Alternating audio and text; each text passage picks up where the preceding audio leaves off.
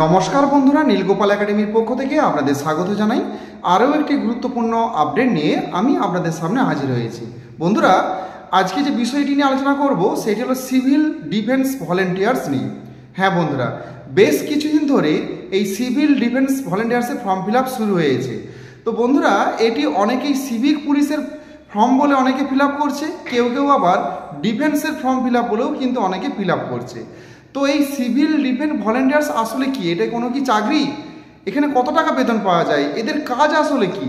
তো এই সমস্ত বিষয় নিয়েই আজকের ভিডিওতে আমি বিস্তারিত আলোচনা করব। সো বন্ধুরা, ভিডিওটি শুরু থেকে শেষ পর্যন্ত স্কিপ না করে অবশ্যই দেখবেন। আর ভিডিও শুরু করার আগে আপনাদের ছোট্ট একটি রিকোয়েস্ট, আপনি যদি আমার চ্যানেল নতুন থাকেন তাহলে অবশ্যই যেন সাবস্ক্রাইব করুন, পাশে দেওয়া বেল আইকনে ক্লিক করতে ভুলবেন না পরবর্তী নতুন ভিডিও নোটিফিকেশন পাওয়ার জন্য। চলুন বন্ধুরা, ভিডিওটি শুরু করা যাক। বন্ধুরা, এই সিভিল ডিফেন্স ভলেন্টিয়ার সম্বন্ধে আপনাদের জানতে হলে আপনি প্রথমেই আপনার মোবাইল ফোনে গুগলে চলে যাবেন। গুগলে যে টাইপ করবেন সিভিল ডিফেন্স ওয়ারিস পোর্টাল, এটা লিখে সার্চ করবেন। সার্চ করার সাথে সাথে প্রথমে যে লিঙ্কটা আসবে দেখুন সিভিল ডিফেন্স, এই লিঙ্কটাতে আপনি ক্লিক করবেন। এই লিঙ্কটাতে ক্লিক করার সাথে সাথেই দেখুন এই যে civil defence volunteers official web পেজটা কিন্তু ওপেন হয়ে যাবে। তো এখানে লেখাই রয়েছে অ্যাবাউট সিভিল ডিফেন্স। তো এখানে দেখুন অনেকগুলো অপশান রয়েছে, home, about us, know civil defence. এই নো সিভিল ডিফেন্সে ক্লিক করবেন। ক্লিক করার পরে এই যে অ্যাবাউট সিভিল ডিফেন্স, এখানটায় ক্লিক করবেন। এখানে ক্লিক করার সাথে সাথেই দেখুন এই সিভিল ডিফেন্স সম্বন্ধে বিস্তারিত তথ্য আপনারা দেখতে পাবেন। এখানে সম্পূর্ণ কিন্তু ইংলিশে লেখা রয়েছে। হ্যাঁ, আপনারা অবশ্যই ইংলিশ জানেন, তবুও এটা আমি একটু বাংলায় ট্রান্সলেট করে আপনাদের দেখাচ্ছি। দেখুন, সিভিল ডিফেন্স স্বেচ্ছাসেবক হিসাবে নিবন্ধন করুন। এখান থেকে সরাসরি আপনি রেজিস্ট্রেশন করতে পারেন আপনার নাম, এছাড়াও মোবাইল অ্যাপ ডাউনলোড করেও সেখান থেকেও রেজিস্ট্রেশন করতে পারেন। তো এবারে আসে এই সিভিল ডিফেন্সের কাজ আসলে কি। নাগরিক প্রতিরক্ষা ব্যবস্থাগুলি তাৎক্ষণিক জরুরি পরিস্থিতি মোকাবিলা, জনসাধারণকে সুরক্ষা এবং দুর্যোগ, ধ্বংসপ্রাপ্ত বা ক্ষতিগ্রস্ত গুরুত্বপূর্ণ পরিষেবা এবং সুযোগ সুবিধা পুনরুদ্ধারের জন্য ডিজাইন করা হয়েছে। ঐতিহাসিকভাবে ভারত সরকার নাগরিক প্রতিরক্ষা নীতি 1962 সালে জরুরি অবস্থা ঘোষণার আগে পর্যন্ত রাজ্য এবং কেন্দ্রশাসিত অঞ্চলগুলিকে নাগরিক সুরক্ষা ব্যবস্থার প্রয়োজনীয় সম্পর্কে সচেতন করা এবং তৎকালীন জরুরি ত্রাণ সংস্থা ইআরও প্রকল্পের অধীনে প্রধান শহর ও শহরগুলির জন্য নাগরিক সুরক্ষা কাগজ পরিকল্পনা প্রস্তুত রাখতে বলার মধ্যেই সীমাবদ্ধ ছিল। 1962 সালে চীনা আগ্রাসন এবং 1965 সালে ভারত পাক সংঘর্ষের ফলে নাগরিক প্রতিরক্ষা নীতি এবং পরিধি সম্পর্কে যথেষ্ট পুনর্বিবেচনা করা হয়েছিল।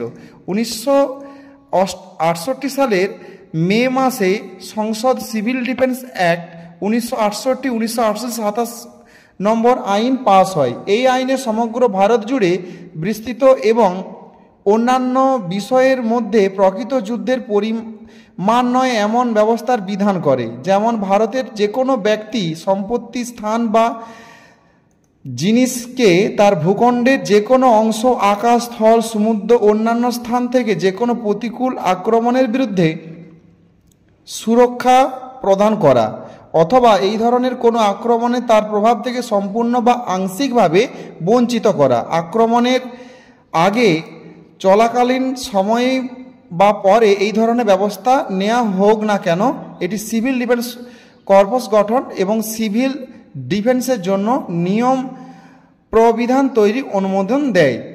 বন্ধুরা, এই সিভিল ডিফেন্স আইন কিন্তু 1968 সালে সিভিল ডিফেন্স আইন পাস হয়েছিল। 2010-এর 3 নম্বর বিজ্ঞপ্তি দ্বারা সিভিল ডিফেন্স সংশোধন করা হয় আইনটা, এবং 2009 যথাযোগ্যভাবে সংশোধন করা হয়েছে যাতে দুর্যোগ ব্যবস্থাপনায় সিভিল ডিফেন্সকে সম্পূর্ণভাবে কাজে লাগানো যেতে পারে। তো এর ভূমিকা কি?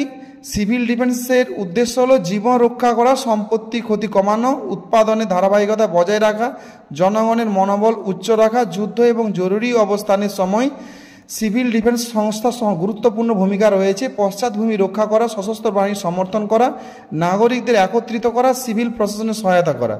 বছরের পর বছর ধরে সিভিল ডিফেন্স ধারণাটি প্রচলিত অস্ত্রের বিরুদ্ধে ক্ষয়ক্ষতি ব্যবস্থাপনা থেকে সরে এসে পারমাণবিক অস্ত্র, জৈবিক, রাসায়নিক যুদ্ধ এবং প্রাকৃতিক ও মানুষসৃষ্ট দুর্যোগের বিরুদ্ধে হুমকির ধারণাকে অন্তর্ভুক্ত করা হয়েছে। বন্ধুরা এখানে একটা কথা আপনাদের বলে রাখি, আপনারা এটা একটু দেখে নেবেন, বাংলায় ট্রান্সলেট করে অথবা ইংলিশে পড়ে একটু দেখতে পারেন।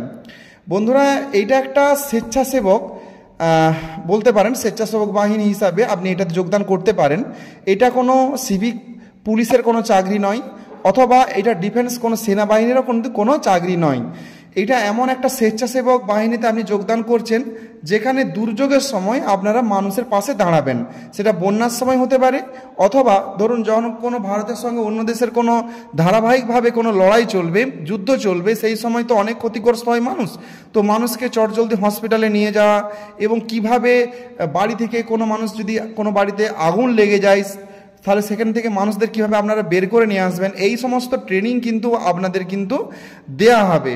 তো এই ট্রেনিং যতদিন আপনারা এটা কাজ করবেন ততদিন কিন্তু আপনারা এখান থেকে একটা বেতনও পেয়ে যাবেন। তার জন্য কিন্তু এখানে বেতন আপনাদের দেওয়া হবে, যে কেন্দ্রীয় আর্থিক সহায়তা কিন্তু এখানে করা হচ্ছে, কেন্দ্রীয় সরকারের তরফ থেকে কিন্তু একটা আপনাদের টাকা কিন্তু দেওয়া হবে। কিন্তু এটা সব দিনের জন্য নয়, যখন আপনি কাজ করবেন তখনই কিন্তু এই টাকাটা আপনি পাবেন। হয়তো সেটা বেশি পরিমাণে নয়, কিঞ্চিত পরিমাণে আপনি কিন্তু টাকাটা পাবেন। তো এই বিভিন্ন রাজ্যে এটা কিন্তু হচ্ছে, পশ্চিমবঙ্গ রাজ্যেও হচ্ছে, কিন্তু অন্ধ্রপ্রদেশ দেখতেই পাচ্ছেন, অন্ধ্রপ্রদেশ, ছত্তিশগড়, হিমাচল প্রদেশ, জম্মু কাশ্মীর, কর্ণাটক, কেরালা, মণিপুর, মেঘালয়, মিজোরাম, নাগাল্যান্ড, উড়িষ্যা, তেলেঙ্গানা, পশ্চিমবঙ্গ রাজ্যগুলি 15 কোটি টাকা তহবিল দেওয়া হয়েছে। দেখতেই পাচ্ছেন এই কাজটার জন্য 15 কোটি টাকা কিন্তু খরচা করা হচ্ছে। তো আপনারা এটাতে অবশ্যই রেজিস্ট্রেশন করতে পারেন এবং এটা ট্রেনিং নিতে পারেন, যাতে আপনারা মানুষের পাশে দাঁড়াতে পারেন, এবং যতদিন আপনি কাজটা করবেন ততদিনের কিন্তু বেতন আপনি পেয়ে যাবেন। এটা কিন্তু পার্মানেন্টলি কোনো জব নয়, কোনো সিভিক পুলিশের চাকরিও নয়, বা কোনো ডিফেন্সের কোনো সরকারি সেনাবাহিনীরও কোনো জব নয়, কিন্তু এমন এটা একটা জব, এটাতে আপনি যে কোনো অসহায় মানুষের পাশে দাঁড়াতে পারবেন এবং তার জন্য তাদেরকে সাহায্য করতে পারবেন, এবং তার জন্য কিন্তু আপনি কিঞ্চিত কিন্তু অর্থ আপনি নিজে পাবেন, বেতন হিসাবে কিছু টাকা আপনি পাবেন, কিন্তু সেটা পার্মানেন্টলি নয়। তো বন্ধুরা আশা করি বুঝতে পেরেছেন যে সিভিল ডিফেন্স আসলে কি। আপনি চাইলে কিন্তু এখান থেকে সরাসরি রেজিস্ট্রেশন করতে পারেন। দেখতেই পাচ্ছেন registration as civil defence volunteers already open করা আছে সিভিল ডিফেন্সের। এখানে আপনি এখান থেকে ডিরেক্টলি আপনার মোবাইল নাম্বার দিয়ে, ভ্যালিড মোবাইল নাম্বার দিয়ে এখানে এন্ট্রি হতে পারেন এবং ফর্মটা রেজিস্ট্রেশন করতে পারেন। সো বন্ধুরা আজ এই পর্যন্তই, দেখা হয় পরবর্তী নতুন কোনো ভিডিওতে নতুন কোনো টপিক নিয়ে। ততক্ষণ আপনারা প্রত্যেকে ভালো থাকুন, সুস্থ থাকুন, বেস্ট অফ লাক।